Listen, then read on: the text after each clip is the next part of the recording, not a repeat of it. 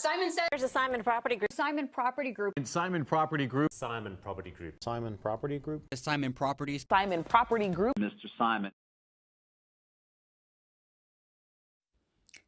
안녕하세요. 주식하는 가우스입니다. 오늘은 사이먼 프로퍼티 그룹에 대해 알아보도록 하겠습니다.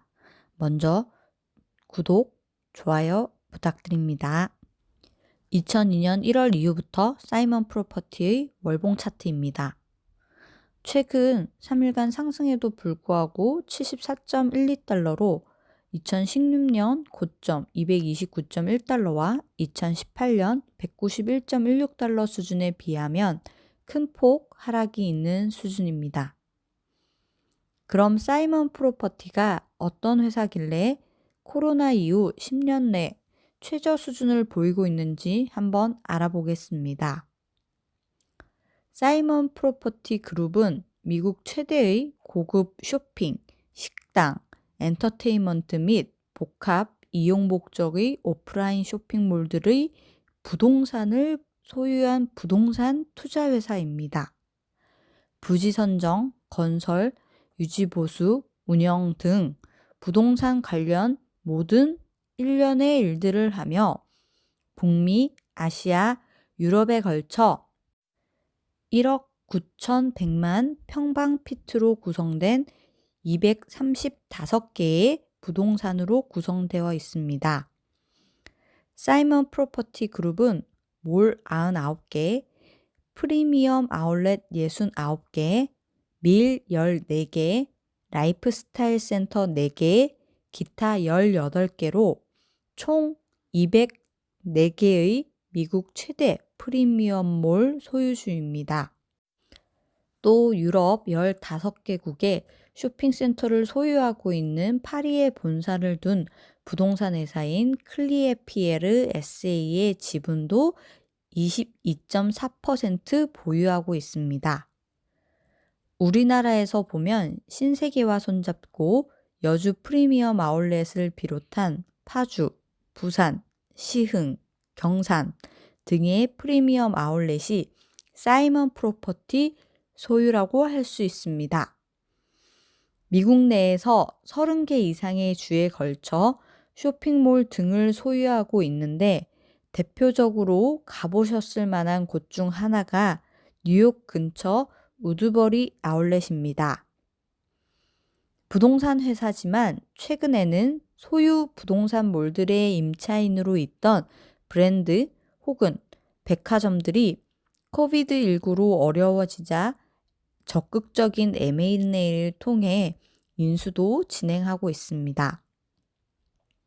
200년 전통의 브룩스 브라더스의 인수와 1902년 설립된 JC페니의 인수, 그리고 포에버 21, 럭키 등의 기업들을 인수하고 있습니다.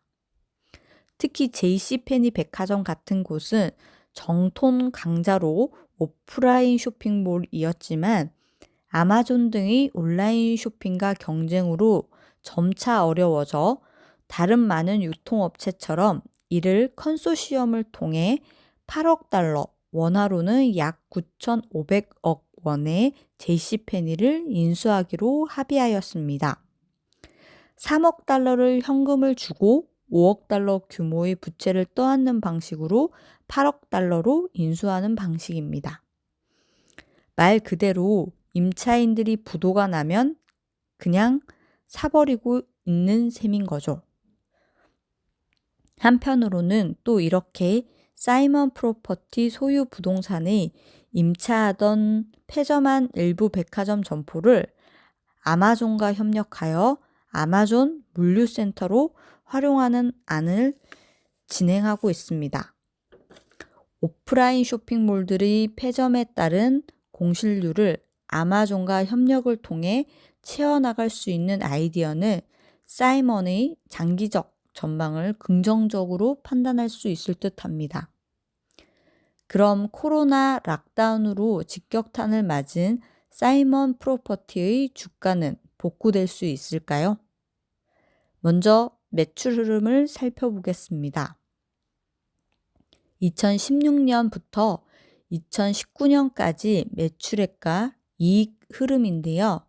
10년 동안 온라인 쇼핑몰 성장에 따른 타격을 입은 모습은 전혀 보이지 않고 매출과 이익 모두 결국 코로나 이전까지는 매우 안정적이었음을 보여주고 있습니다.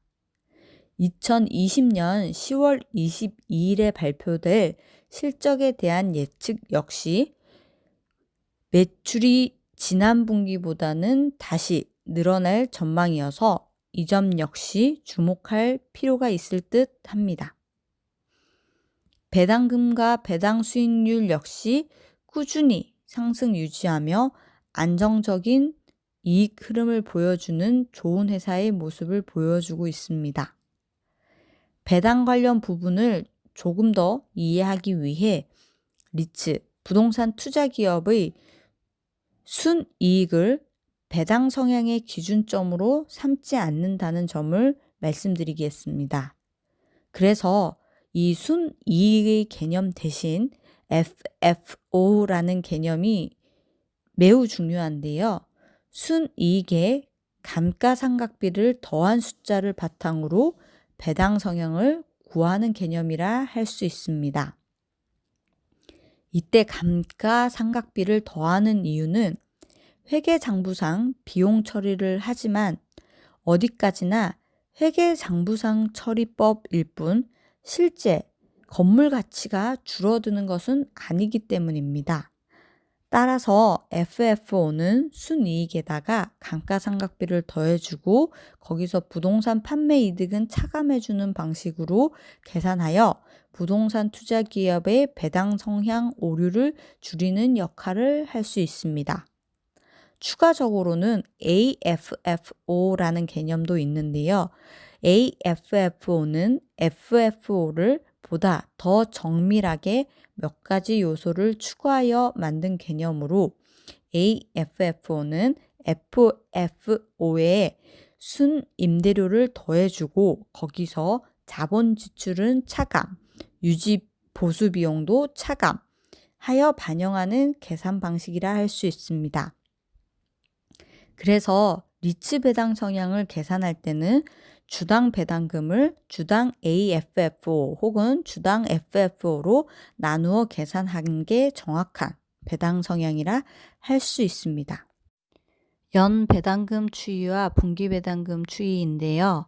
배당 컷으로 인해 1.3달러까지 분기 배당이 낮아졌지만 코비드19로 인한 최악의 상황에서 배당을 지급했다는 것이 고무적입니다. 2019년 8.3달러에는 못 미치지만 2020년에도 5달러 수준의 배당이 이루어진다 하면 현재 주가 수준 근처인 70달러로 배당 수익률을 환산했을 때 대략 7% 이상이라는 엄청난 배당 수익률이 발생될 수 있습니다.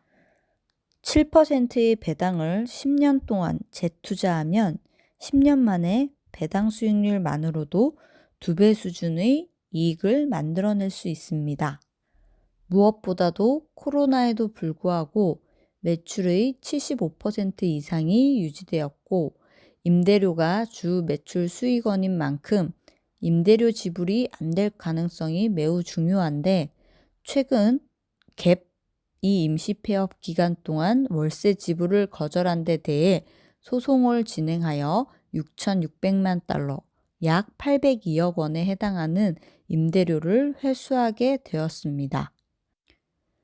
뿐만 아니라 JC페니 등의 브랜드 인수를 통해 임대료 미지불 가능성이 낮아지고 공실률을 아마존 물류센터로 돌리는 등 임대료 수익원의 미수 가능성은 적어 지난 분기 이후 매출 상승은 지속될 수 있을 것으로 보여집니다. 자기 자본이 얼마나 효율적으로 운용되는지를 나타내는 ROE, 당기순이익 나누기 자기 자본, 이 역시 70% 이상으로 매우 우수한 경영 능력도 보이고 있습니다. 결국 주가 하락으로 인한 배당 수익률 상승, 꾸준한 매출 증대, 아마존을 통한 공실률 해소 등은 하락한 사이먼 프로퍼티의 매수를 검토해 볼 만한 시점일 것으로 판단됩니다. 감사합니다.